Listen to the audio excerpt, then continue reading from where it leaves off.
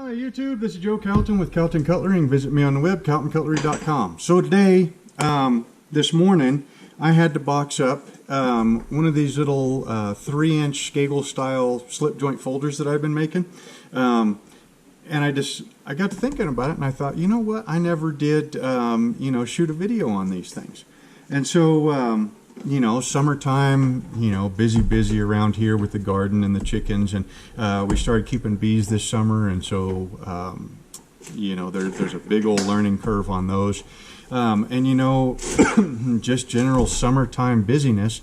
I never did shoot a video on these. Excuse me. So we're going to go ahead and fix that today. So these right here, here's the last two. This was the prototype that I carried. I only carried it for about a month or two, something like that. And then this was the last one that I kept, and I've been carrying it now for 3 or 4 months, something like that.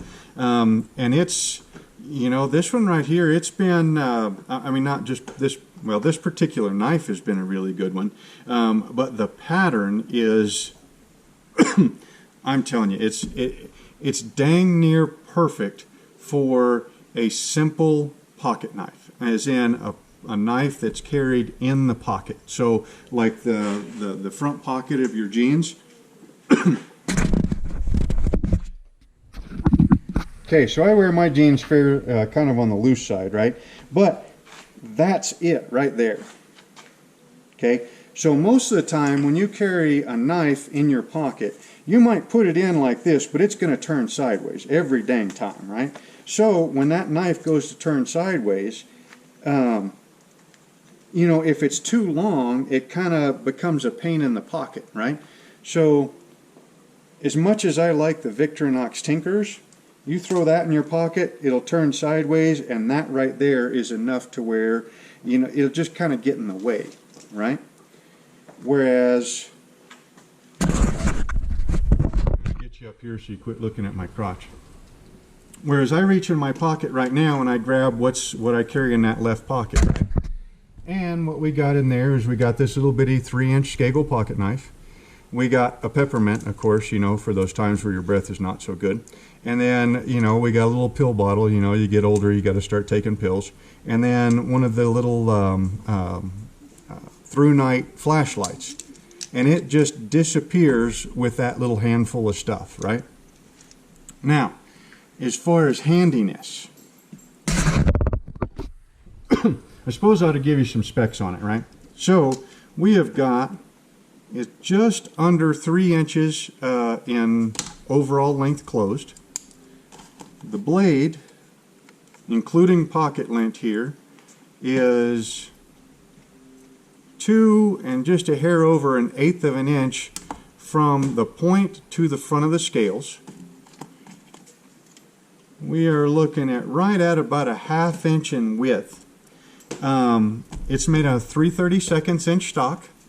And it's 3/32 1095, and it has got a full height flat grind. Now this is a pretty cool part right here. Now this one's thickened up a little bit because I've sharpened it quite a bit, but we are looking at, after 6 months worth of use, we're at 3/1000ths of an inch at the shoulder of the edge. So where the sharpening marks end, we're at 3/1000ths of an inch.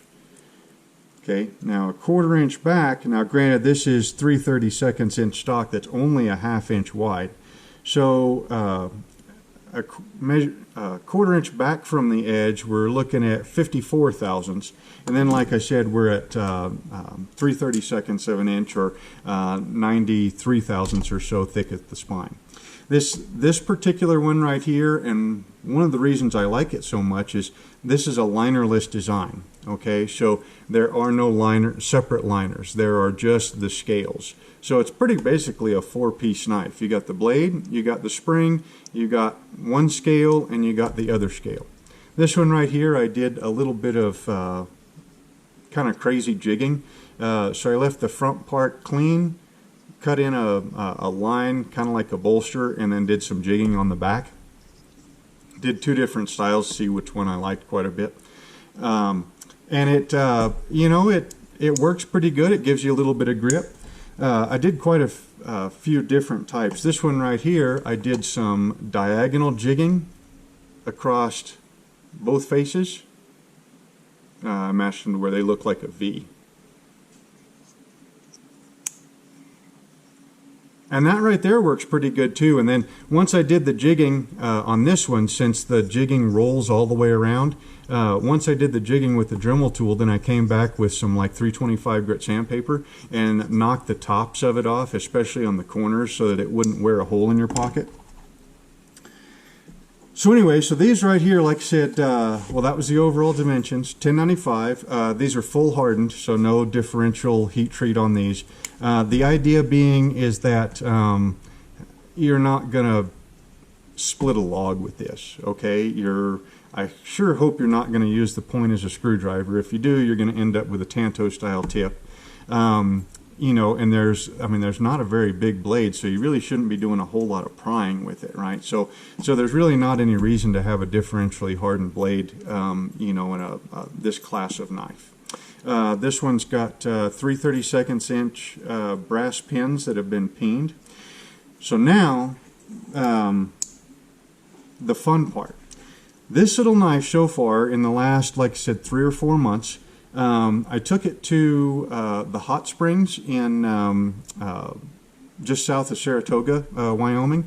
They're hot springs. The water comes up out of the ground and it's already hot from, maybe it's volcanic activity underneath the ground or whatever. But my wife really likes going. There's a hotel over there. And they've got like a courtyard that's got these cool teepees, and underneath the teepees they've got, like these hot tubs that are, spring fed. And boy, they are hot. And the water is, it's got a lot of sulfur and a lot of minerals in it. And so I went ahead and carried this one in my swim trunks when we went that time, just to kind of see what it would do. And it sped up the patina a little bit, but within a couple of days, the patina that was on there had either blended or got worn off in just normal use. So like I said, this is a high carbon steel blade that I have used every day now for the last 3 or 4 months, and you can see the level of patina that's on there.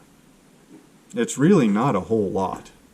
I think what's going on is that I'm using it enough that it's keeping the patina down.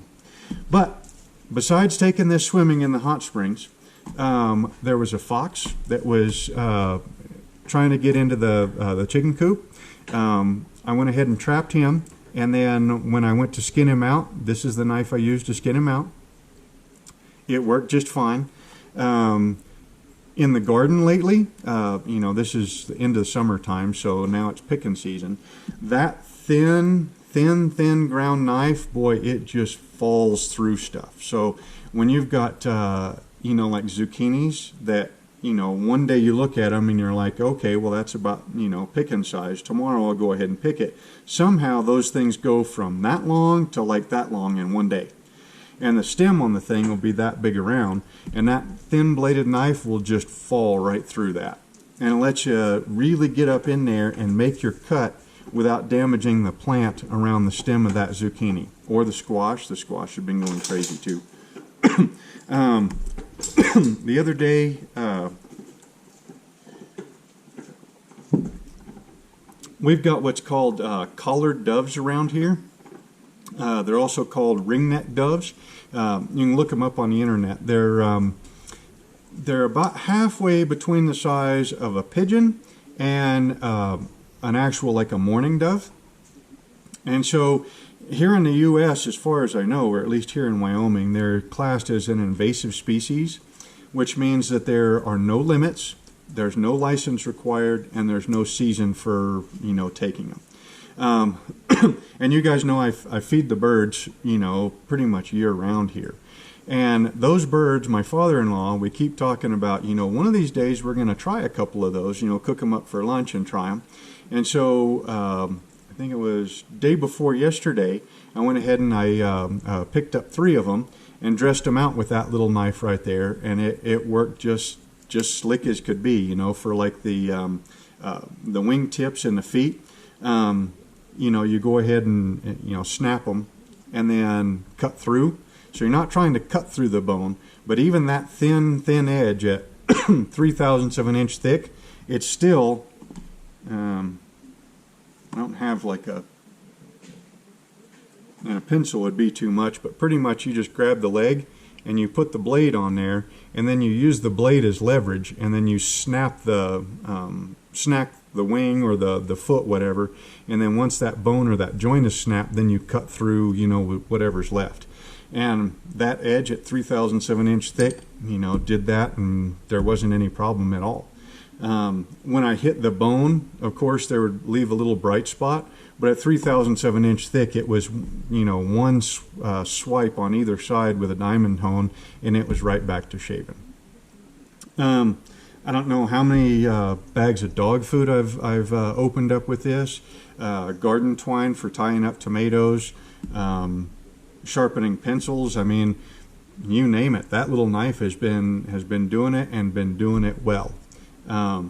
They're nice and unobtrusive, you know, so you open up a pocket knife like that somewhere, you know, to cut a piece of string or trim your fingernails somewhere, and nobody's going to think that, you know, you're, you know, up to no good or anything like that. They're just a really nice using pocket knife. I mean, and a knife that big, like I said, you would think that, man, that's not a whole lot of knife, but, you know, I mean, I just listed off a whole bunch of stuff I've been doing with this. I've only been fishing once so far this year, and we didn't catch anything that was big enough to take home with us, so I haven't dressed any fish out with it. Small game season starts here in, I think, 2 weeks. So as soon as small game season opens up, I'll probably be using this to dress out cottontails and, you know, squirrels, whatever else I'm lucky enough to get. So this pattern of knife, it came from Jerry Van, I don't even want to butcher his name, Bazinga, maybe? Something like that. His book, How to Make Your Own Knives. Now in this book, this is pretty much how to make the scagel style pocket knife, okay? Scagel's the only guy that I've ever, you know, really seen that made knives like this, where you had a fixed blade knife and then you had a slip joint in the butt of it. Probably should have marked to find, there. That right there is the knife that he makes in this book, which is pretty similar to this one right here. There was a couple of things I changed. I don't typically work a whole lot in bone or antler, and this is quite a bit thinner. I believe in here he was talking about using 1/8 inch thick stock for this, which I thought that was a little on the thick side. I don't particularly care for these hollow, you know, the holes in the knife. For me, they just tend to collect a whole bunch of junk and trash and be kind of tough to clean out. But yeah, this one right here has got liners and stuff, which I'll probably go ahead and make a couple of them with liners, and I may end up making a couple of them with, you know, with some stag or with some horn or something like that, you know, just to kind of play around with it. But this is absolutely gonna be a you know, a regular in my lineup. I mean, like I said, I mean, I'm kind of blown away by how handy that little knife is and how well it performs in your just normal, everyday, mundane type tasks. I mean, it's really one of those that carrying that in your pocket really saves you a whole bunch of time, you know, just doing your normal everyday work. So anyway, like I said, I just figured that I had not shown you all this pattern yet, and I figured I ought to.